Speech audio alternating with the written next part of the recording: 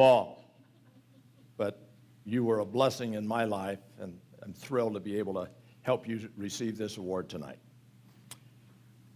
For those of you in any time involved in training and development, Rob Jones could be your career grandfather. He really got the training and development career, along with Joyce, which I'll mention later, got it going. Rob taught the first training and development classes at this institution, which was at the time the only institution in America that offered a 4-year bachelor's degree in what? Training and development. And Rob taught those classes.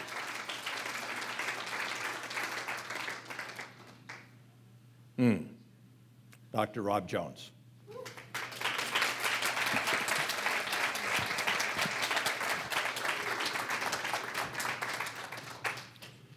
This is awful to have to follow 2 speakers.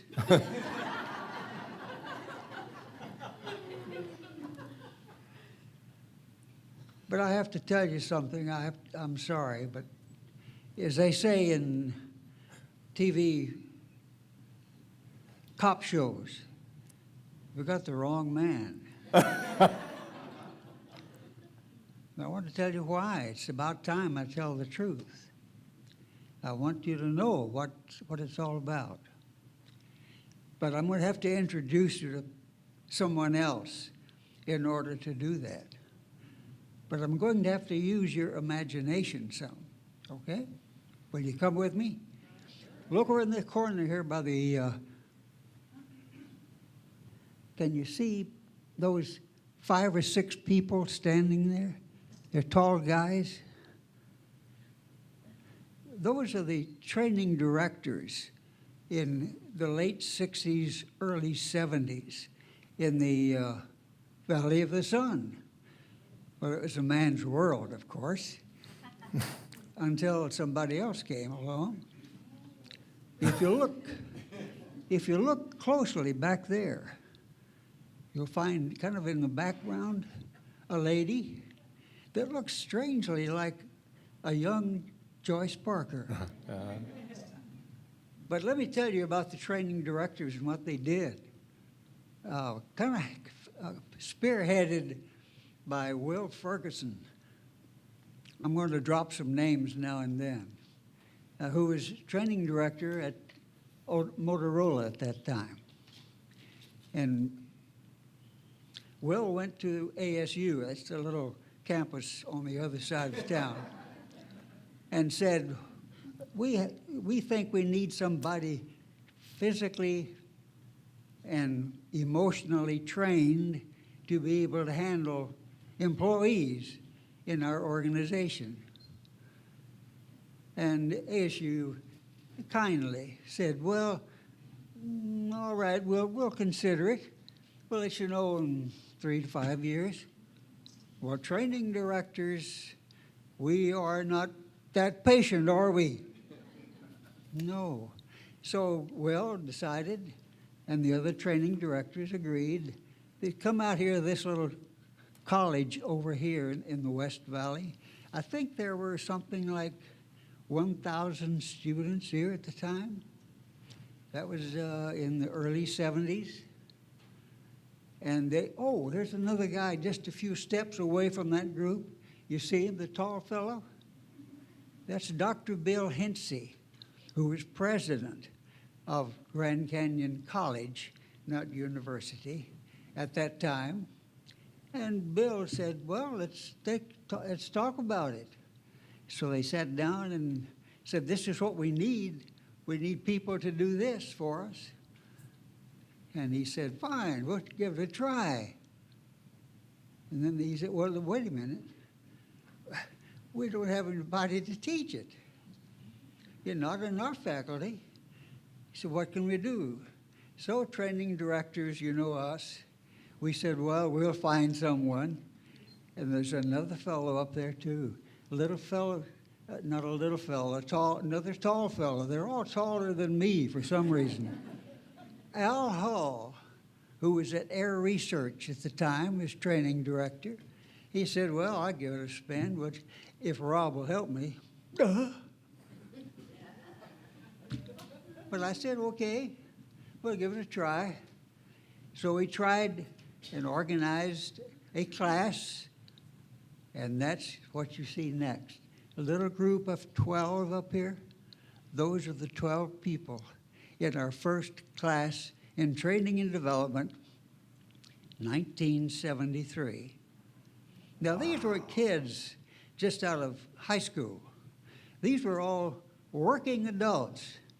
They have a job, 8-hour, 9-hour job. Then they come here, sit in for 3 hours of training, then go home and work and read, hit the books, something new for most of them. But they did it.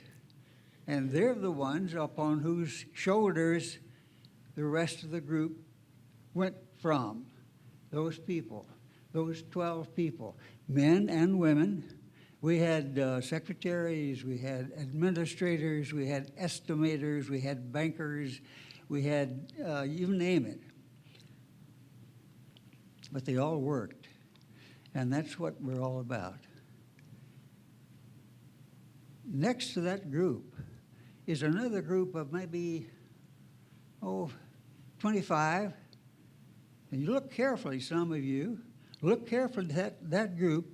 You may find yourself in there. We don't look as young as that.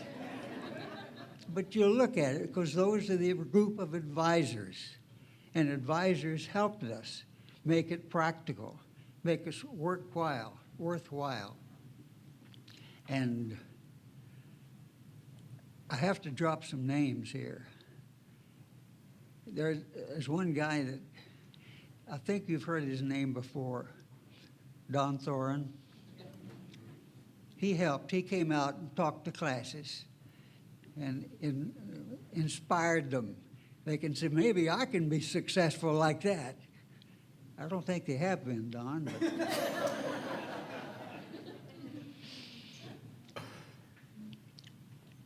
another very close friend of mine that was great in doing the same sort of thing, who's here tonight. So I have to say thank you, Dr. Jerry Eisen, wherever you are.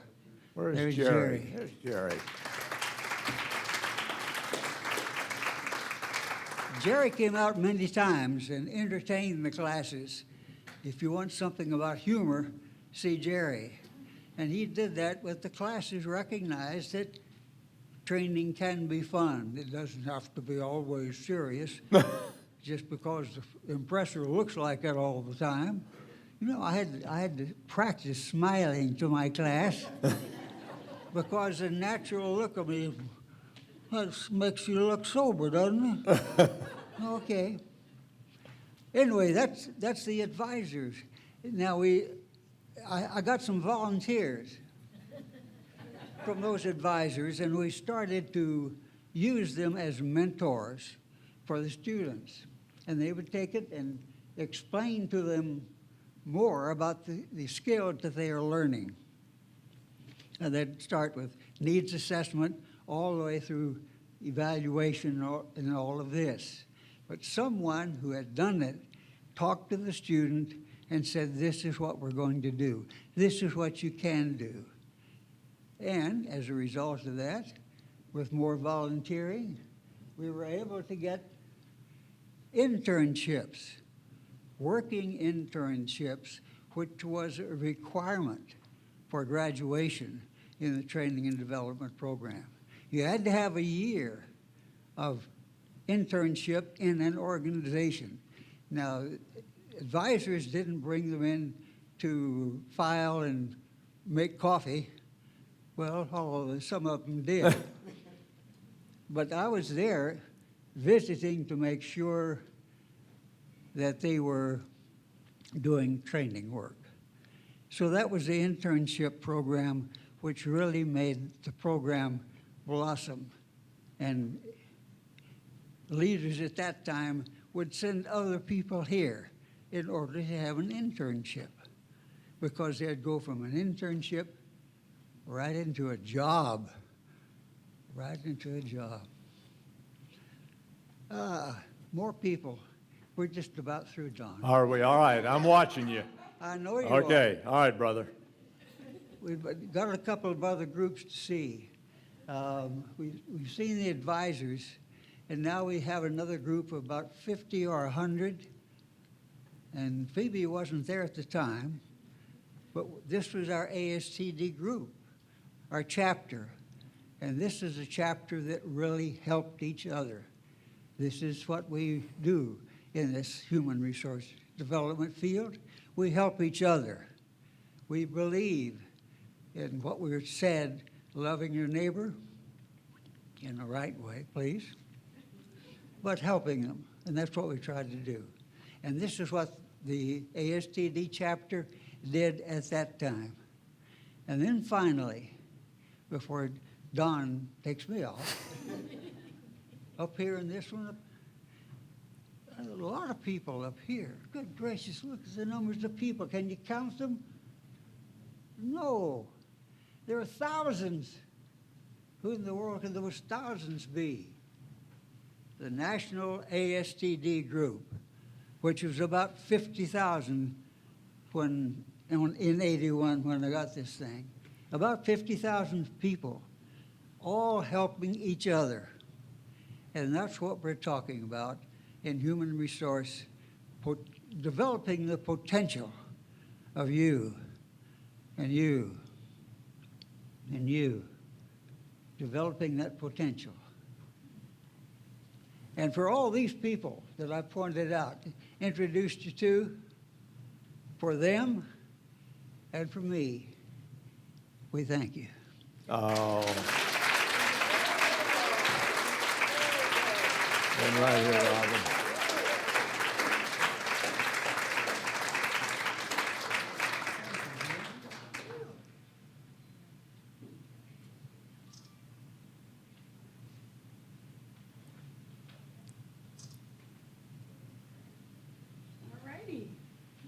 Have you got us, Pat?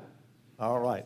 Rob, congratulations, brother. Come right here and sit by Ed.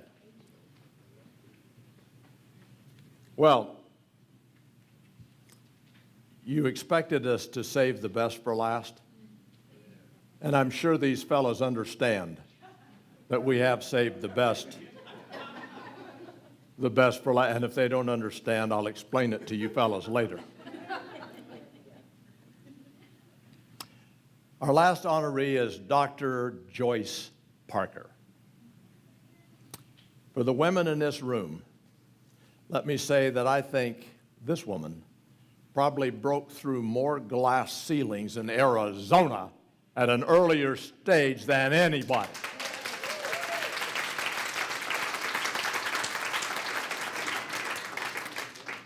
She convinced people that she needed to be the manager of training and development at State Fund.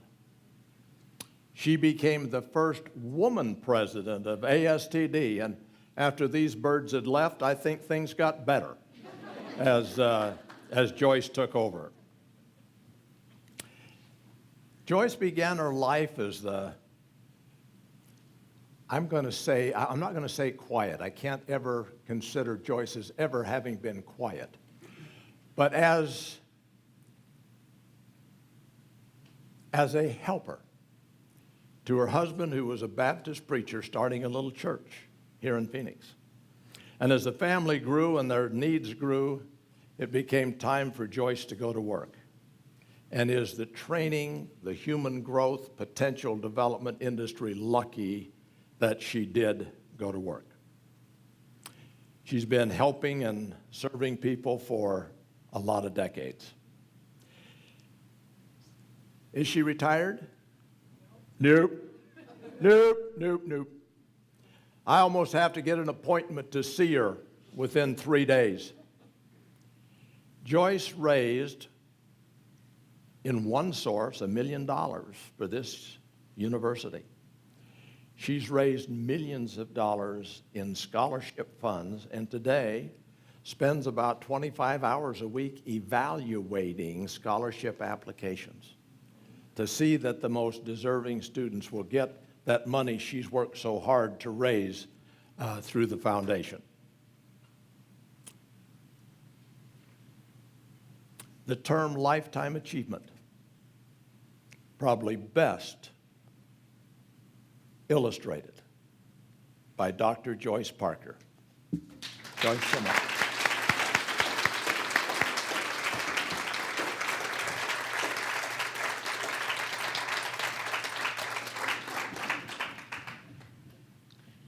How do you follow someone like Ed and Rob? Impossible. But I will share with you some of the things that helped me. All of you know from what is in the bulletin that ASTD was an important part of my success. How did I get in this business? Well, I'd gone to work for the state, and a month later I was thinking about quitting because I was very bored with the job and personnel that I had. My executive director, Mr. Foster, happened to wander down into my office one day, and we visited, and as he left, I felt comfortable in saying, do you have something I can do to fill in the time between waiting for applicants to walk in and put in an application, and then a manager to say, we need help in our department? And he was a man whose eyebrow went up into a question mark when you ask questions like that. So he said, I'll have to think about that. Well, he came back the next day. He had obviously given it thought. So he gave me an assignment to find ways of retraining people who were going to be replaced by a big frame computer that was coming in to join the staff. They would have a job providing they were willing to be trained. Well, this led into a lot of things.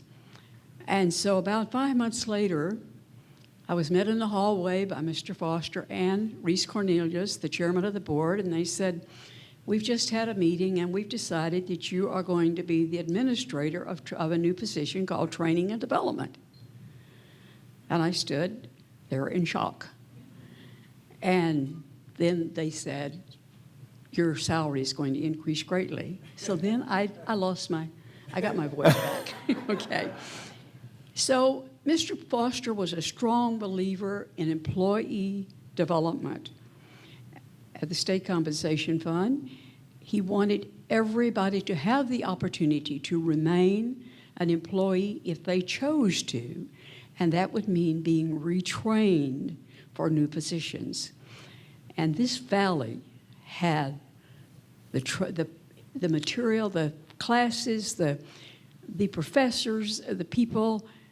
ASTD was a big part of that, who helped me to find ways to retrain all of our people.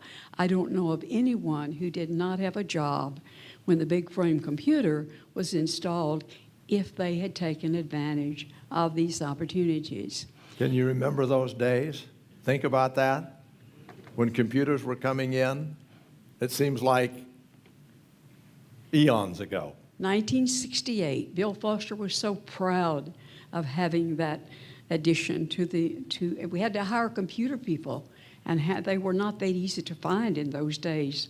But Now, we Joyce, found someone who came in. I want you to who get could to the train. story of the woman who came to you that was unhappy about her job, because that's one of your great The joy examples. of developing people skills is what made the job